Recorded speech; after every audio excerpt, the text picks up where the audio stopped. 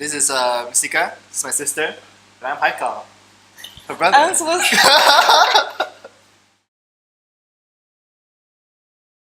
guess what we look at the whole thing is that we all help each other. Like if you don't put in the effort, then why are you being part of the family, man? Get out.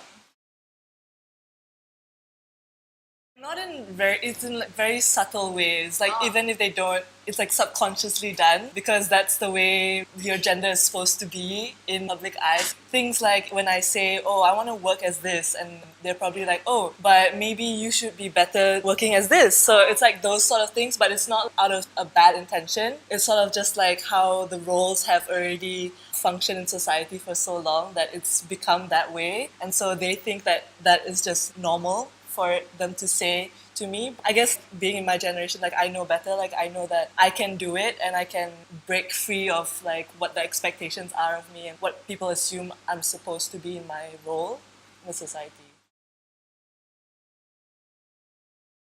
Actually, like if you look at traditional gender roles, what's very interesting is that in Kelantan before Islamization happened, the women were traditionally in control of the finances of both the business and the family. And then it was only after when Islam came about. I'm trying to say that Islam created a very patriarchal society in Malaysia. And it's very sad because like Kelantan used to have a lot of culture, a lot of different people coming together in society. But then after a while, it's kind of like disrooted all of that, all the past that's gone.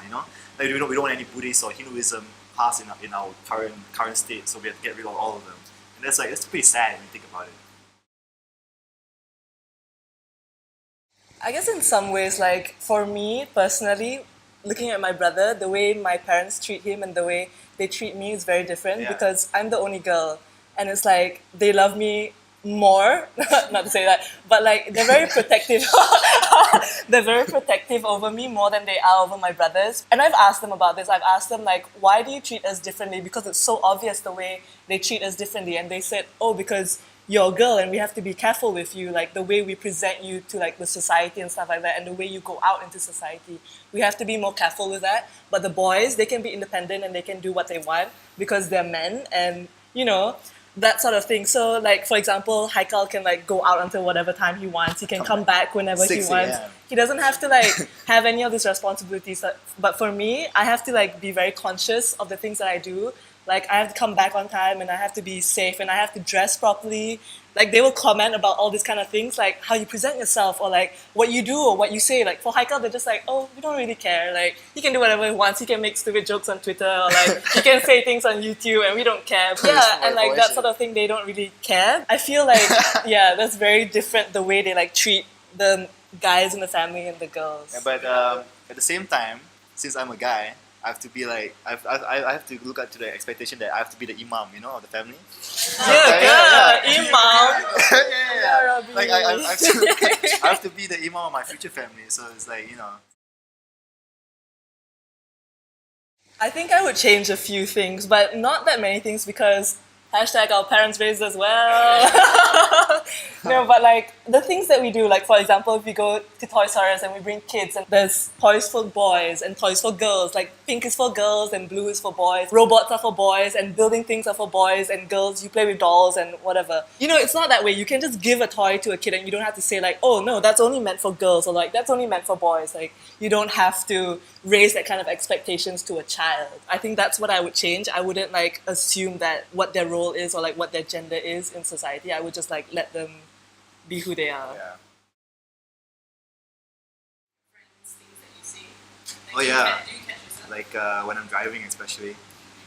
And, and someone does like a stupid like cut in line, I'll be like, I have to go past her. It's like, oh, it's a woman. It's like, yeah, that's like so that's one thing that always comes out in my life. There have been studies about women and parking. Like women who have the I don't know what's there was a term for it. Like they don't have the same kind of peripheral vision that men have. They're just not skilled as us.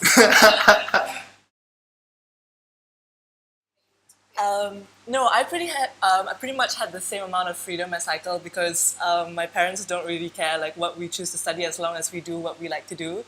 But I think in terms of like schooling and being in school and being with like just your friends, like the things that they say to you, it's kind of like I had friends who used to tell me like, I don't understand why you work so hard when you're just gonna like end up getting married and having children. So it's like that sort of thing, and it sort of surprised me because I was like, wait, what? Like, no, I'm actually gonna have a career, and I'm working hard to have a career. But it's that sort of like that mindset that, you know, that's what women are supposed to do once they just go to school, and then after that they get married, like all those things are lined up for you. But for me, it's not that way because I feel like my family is more open-minded than that. So like they don't mind. Like my mom tells me like marry late so that you can experience life and you can do what you want. So that when you settle down, you know exactly what you want already. So I feel like for me, I'm blessed to be in a family where I have opportunities, and the idea of like what I'm supposed to be is different than what is usually the case. I feel like it's like this idea and this like ambition that people have in order, because like when people say that to you, they're saying it out of a place where they don't want you to rise up or they don't want to empower you. So that's the point of it. And if you actually buy into it or you actually believe it, like, okay, maybe that's what I'm supposed to do, or maybe like right after I graduate, like this is what I'm supposed to do and this is what I'm supposed to do, like get married and marry someone who has like opportunities that they can provide me with.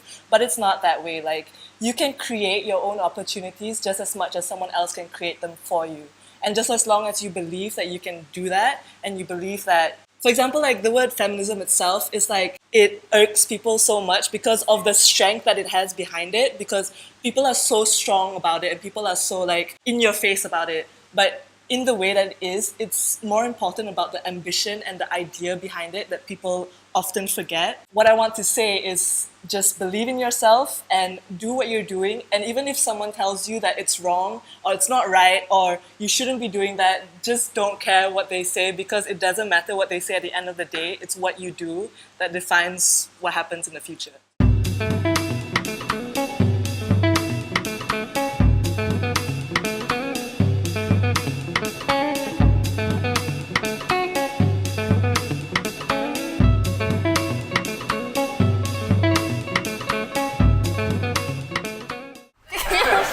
Brother, sister. Hi, I'm brother. Sister.